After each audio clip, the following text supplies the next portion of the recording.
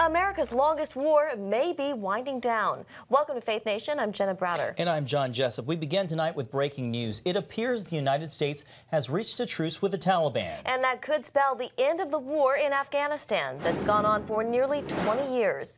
CBN National Security Correspondent Eric Phillips is following the story. Eric, we've reported the U.S. has been working on this. What is the word from the Pentagon tonight? Yeah, this word coming down just this afternoon. As a matter of fact, as you said, we are appearing to be reaching a truce with the Taliban. Now, I say that in quotation marks because it's appeared that we've reached such agreements in the past and they just haven't worked. But looking forward optimistically, here's what it's going to look like this time. There's going to be a 7-day reduction of violence. That's what the preliminary plan calls for. What will that look like? We're talking about no roadside bombs. We're talking about no suicide bombings. And we're talking about throughout the entire country of Afghanistan. This would take place for 7 days. If, in fact, that first tier is reached, then the agreement would go on from there, whereby there would be some reduction of troops. Again, this is still being fleshed out. A lot of the information we're getting is not official information, but there will be some reduction of troops, and there will be a sit-down between the Taliban and the Afghan government to figure out what things would look like politically going forward. Now, Eric, now that the United States and the Taliban have reached this agreement,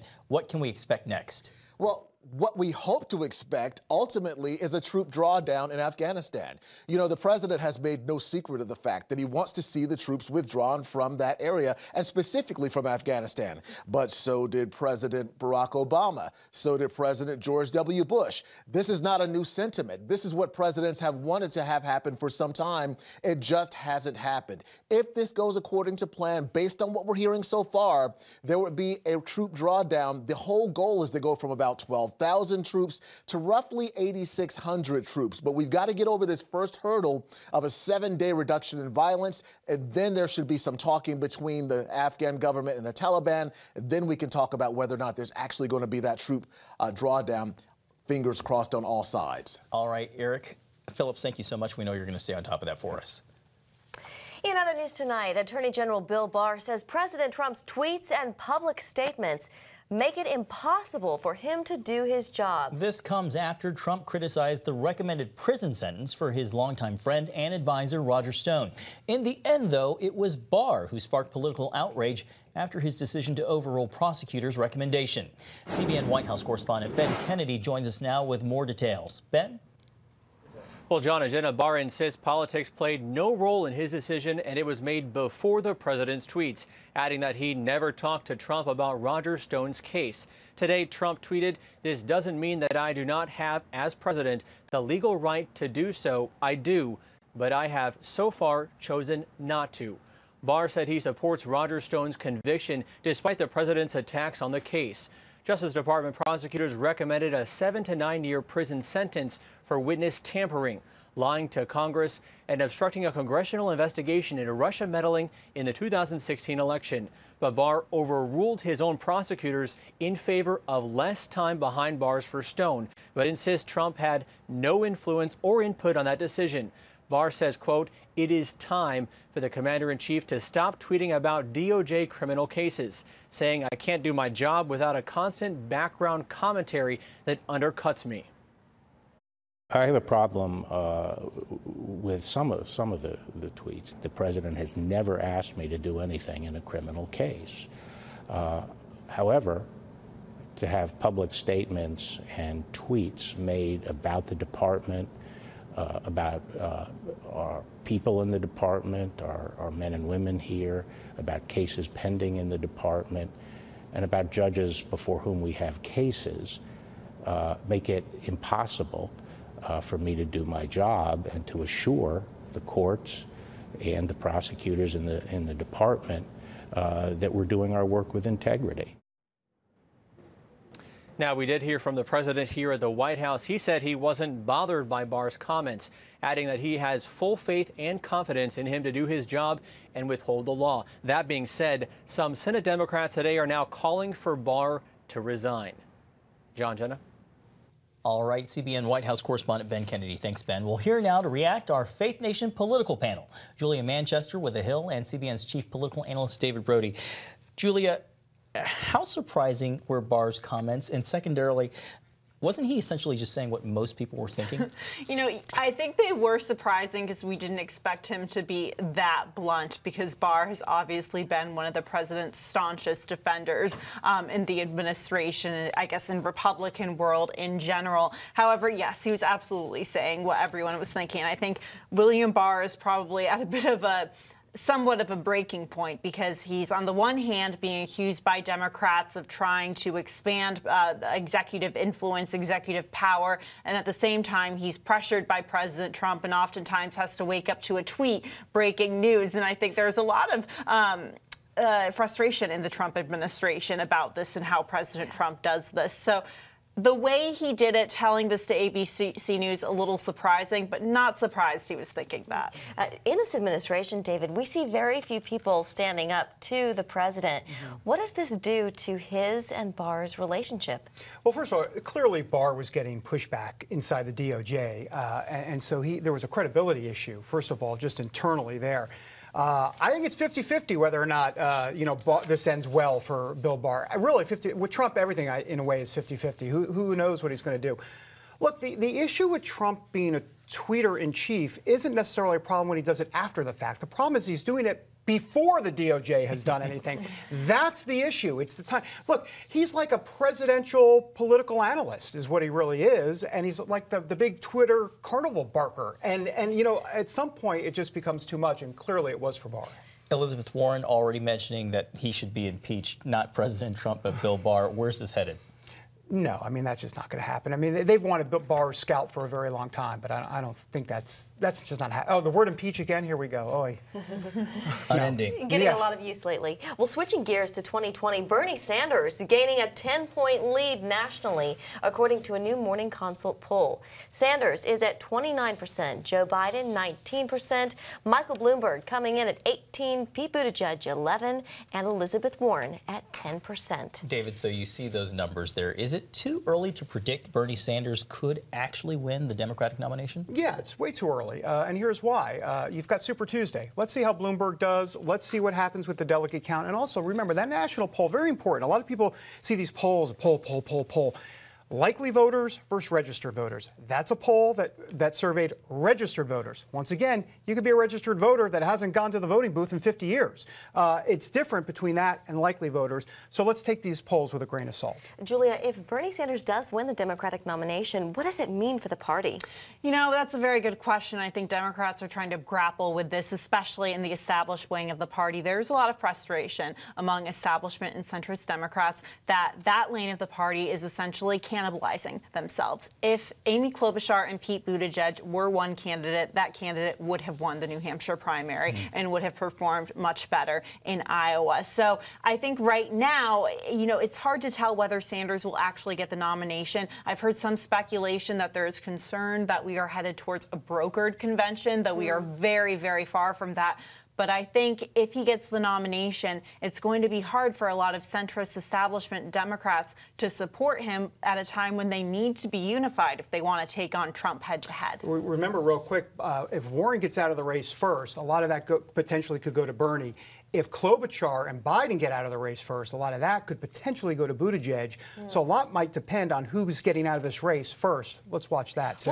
Well, with Sanders with a 10-point lead, what does that say about the party and where it's headed in terms of socialism? And could this hurt them in November? Julia and then David. Yeah, I mean, it's hard to tell from these national polls. I think if you look at a state-by-state basis, that'll give you more of a story. I mean, Bloomberg is leading in Florida, and I think a lot of being a Floridian myself and having spent a lot of time there, I don't think a lot of Florida moderate Democrats, and especially in a state where right now Governor DeSantis is doing pretty well, a Trump ally, doing pretty well in terms of approval rating, even among Democrats. I don't think they're going to be crazy about supporting someone like Bernie Sanders. So he's leading nationally right now. He has that momentum, but I really think we need to focus on this moderate lane and see how Bloomberg impacts it and if they really consolidate. Well, and here's the good news real quick for Bernie. If you look at socialism among millennials and Gen Zs, it actually beats out capitalism, believe it or not. Here's the bad news for Bernie. You got to get these young folks to the polls. And so the 55 and over crowd are typically the ones that will vote more. So, it's kind of a double-edged sword for Bernie. All right, CBN Chief Political Analyst David Brody And Julia Manchester with The Hill, thank you so much for being with us today. Thank you. Great Have a great weekend, guys. conversation. Well, to Capitol Hill, where the Senate is gearing up for a vote on two big pieces of pro-life legislation: the Born Alive Abortion Survivors Protection Act and the Pain-Capable Unborn Child Protection Act. Joining us now for more on these upcoming votes is our CBN News Capitol Hill correspondent, Abigail Robertson. Abby, what are these bills and what do they do? Well, John, the Born Alive Abortion Survivors Protection Act pretty much does what the name implies. If a baby is born alive after an attempted abortion, it's out of the womb, it's living, breathing. This bill says that the medical professionals have to provide this baby with life-saving medical treatment, or they could face criminal prosecution. And the second bill, the Pain-Capable Unborn Child Protection Act, would prohibit abortions after 5 months of pregnancy or 20 weeks gestation when scientific research shows that babies in the womb can feel the pain of abortion and feel that procedure happening. Abby, when do you expect this will come up for a vote, and do you think they'll actually pass in the Senate? Well, we don't know the exact day that these bills will come to the Senate floor, but we do know that it will likely be the week of February 24th when the Senate returns from the recess that they're taking next week. And as far as if these bills will pass, it is an uphill battle because they both would need 60 votes to clear the Senate. So even with Republicans who almost all, if not all, support both of these pieces of legislation, if all of them vote for it, they still don't have that 60 votes. And the last time that I believe it was the Born Alive bill was voted on last year, 3 Democrat senators voted in favor of it. Senators Doug Jones, Bob Casey, and Joe Manchin. But even with those 3 Democrats voting with the Republicans on the bill, it still did not hit that 60 votes. So it's pretty unlikely either piece will pass the Senate. Abigail, about a half a minute left real quickly. If it's already looking unlikely that the bill will pass, why is Leader McConnell bringing them to the floor vote? Well, in 2020, in an election year, Republicans believe that these bills, voting against them is a very extreme pro-choice stance. And they've been arguing that this is different than your regular pro-life, pro-choice argument. So they want Democrats on the record on this bill because they believe that the polls they have show that the majority of Americans do not support or do support this legislation. So that's why they're going to bring these bills to the floor. All right, Capitol Hill correspondent Abigail Robertson. Thanks, Abigail. Well, Jill Stanek, National Campaign Chair with Susan B. Anthony List, joins us now. Welcome, Jill. Thank you. Just how important are these two bills? Well, they're very important. Hillary Clinton's support of abortion up to the moment of birth is a significant reason why Donald Trump is in the Oval Office. Yet so far, the 2020 Democrat presidential candidates have taken abortion extremism even further to a whole new level of supporting not only abortion on demand throughout all 9 months of pregnancy up to when a mom is in labor. They support infanticide, and they support funding all abortions by taxpayers. And that's just so beyond the pale for most Americans, even Democrats. Jill, we know that these bills are likely to pass the Senate, but what about the House? Could there be some support from some pro-life Democrats? In the House, Nancy Pelosi is not allowing the pain-capable bill to be brought for a vote, and good pro-life Republicans led by Senator Steve Scalise have been pushing on the House floor over 80 times, asking her to allow a vote.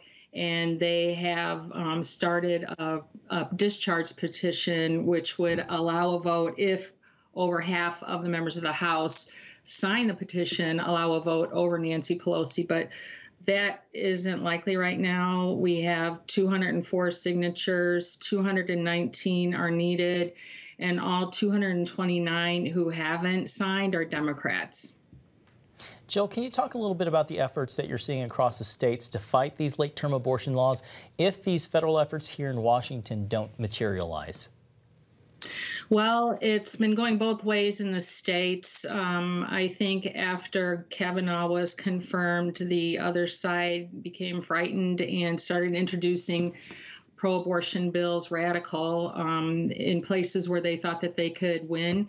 New York, they introduced in Virginia, and that got Governor Ralph Northam on the record as saying, he's a pediatric neurologist, basically saying that he supported infanticide if a baby survived a third trimester abortion.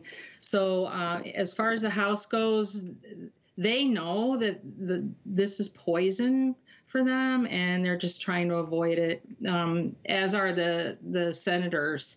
I was in a hearing earlier this week for the Born Alive Act, and they just kept throwing mud against the wall, coming up with all kinds of reasons not to support a very common sense bill. Jill, do you think this move toward late-term abortions is igniting the pro-life movement? Yes. As I said, the other side has kicked into gear, but then our side has really kicked into gear ever since 2010, where we've had more Republican governors than Democrat and more state-level offices. We've just seen a huge spike in pro-life measures, including late-term bills. And the thing about the late-term bills is even if Americans are on the fence, they do not support late-term abortion. And they all right, Jill, we're so sorry. We have to leave it there, but we appreciate your time. Thank you so much for joining us. Thank you.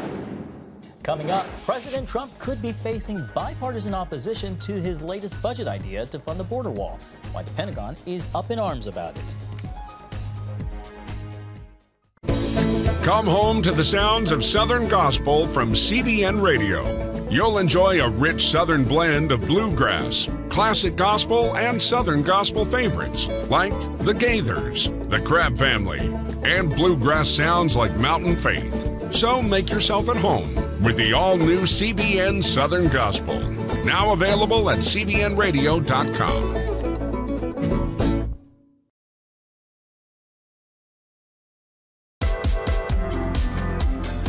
Meet the pastors who are preaching the gospel in a fresh, fearless way.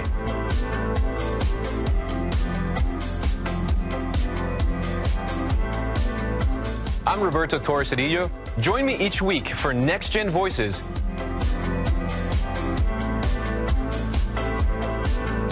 And watch God transform a generation.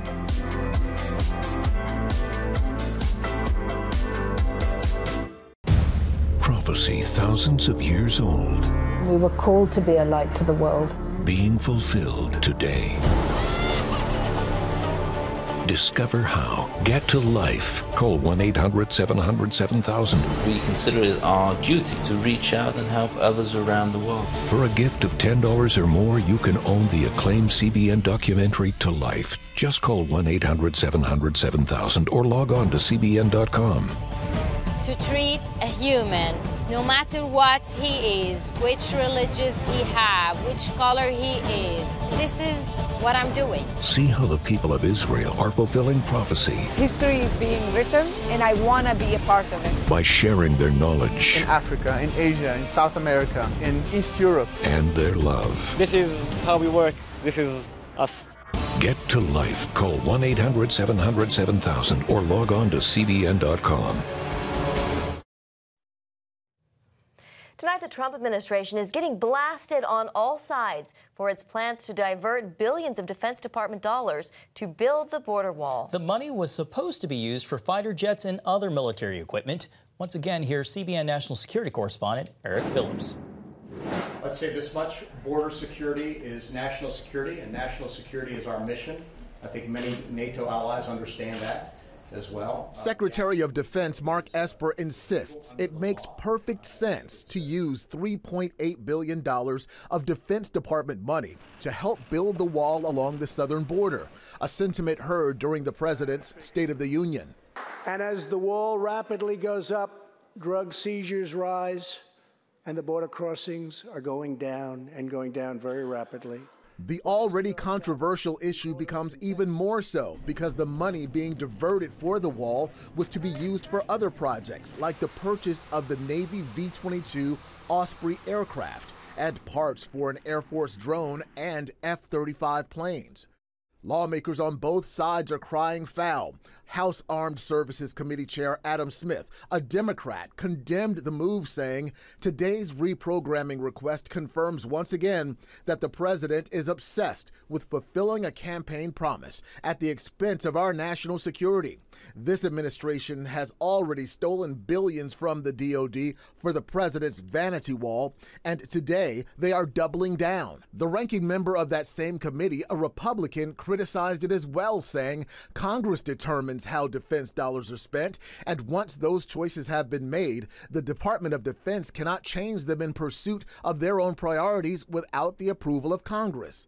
But Esper says the move was wholly appropriate. The action we took is legal under the law. I think it should be no surprise, and I'll just leave it at that for now. As a result of our unprecedented efforts, illegal crossings are down 75% since May, dropping 8 straight months in a row. Trump declared a national emergency along the border a year ago to prompt funding of the wall, and there are no signs of slowing down.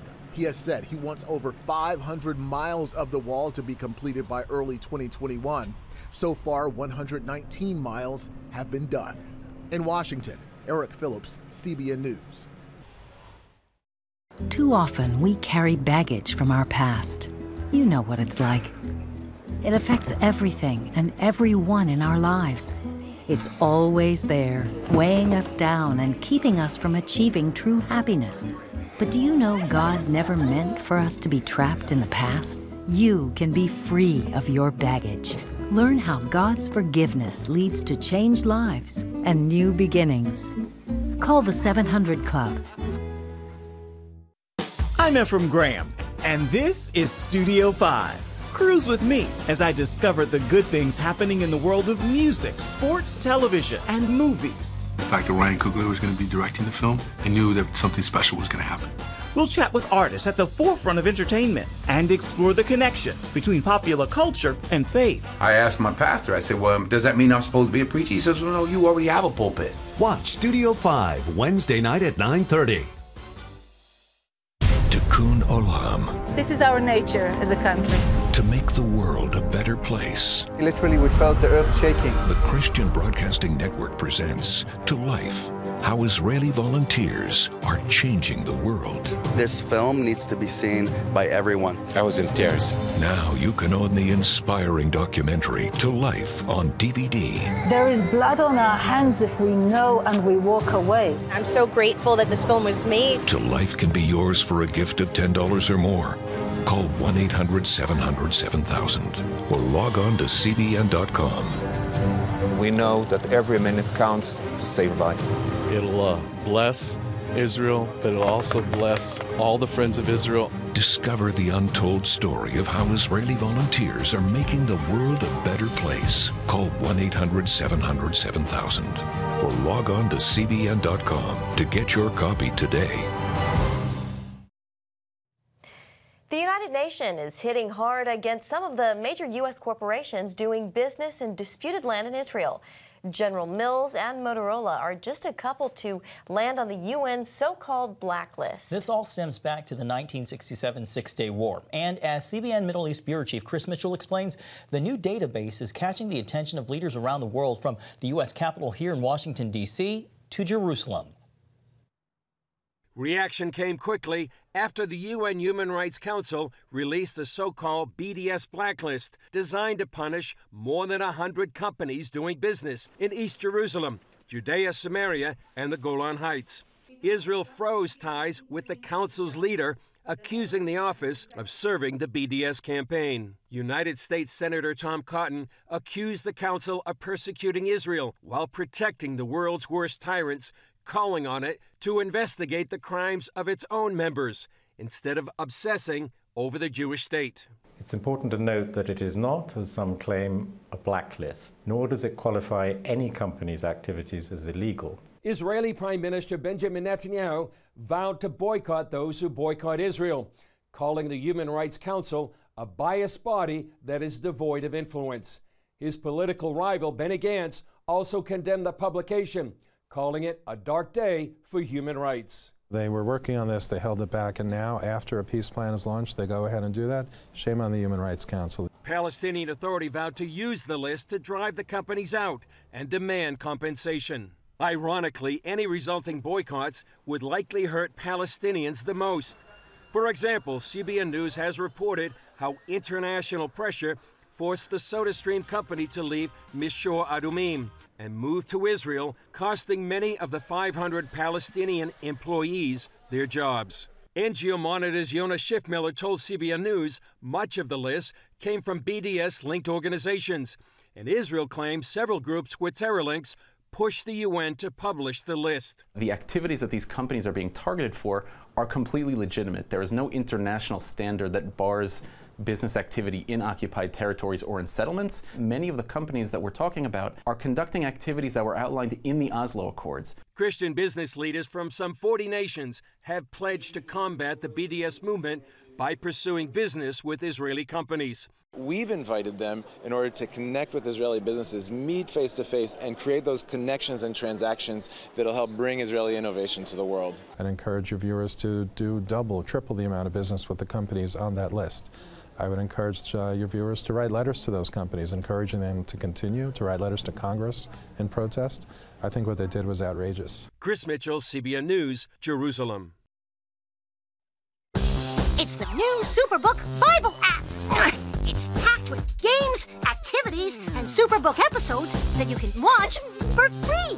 Oh no! There's trivia, a fun daily devotional, and answers to your Bible questions. Plus, an easy-to-understand Bible the whole family will enjoy. You can even create your own Superbook character. Ta-da! It's the new Superbook Bible app. Free downloads on iTunes, Google Play, and Amazon. From Washington, D.C., uncompromising stories, interviews, and analysis from veteran journalists David Brody. Escalating fight. Jenna Browder. Chose his words carefully. Ben Kennedy. Plan to join him. And Amber Strong. For impeachment grows a little bit louder. Bringing you the political news that matters. We get out and tell the story of the progress that we're making in this country. Watch Faith Nation, weeknights at 6 on the CBN News Channel. We will move the American embassy to the eternal capital of the Jewish people, Jerusalem. As the nations rage, you can stand with Israel. History is being written, and I want to be a part of it. Call 1-800-700-7000 and get to life. This is our nature as a country. Discover the untold story of how Israeli volunteers are changing the world. We consider it our duty to reach out and help others around the world. For a gift of $10 or more, you can own the acclaimed CBN documentary To Life. To treat a human, no matter what he is, which religious he has, which color he is, this is what I'm doing. Support Israel in their time of need. Get to Life, now available on DVD. Call 1-800-700-7000 or log on to cbn.com. And I wish that other people throughout the world could see this side of Israel. Finally tonight, First Lady Melania Trump showing her heart for children this Valentine's Day. That's right, Mrs. Trump visiting the patients at the National Institute of Health Children's Inn in Maryland, making arts and crafts with the young patients and their families. The children also gave her flowers and a card. Well, that does it for tonight's Faith Nation. Happy Valentine's Day.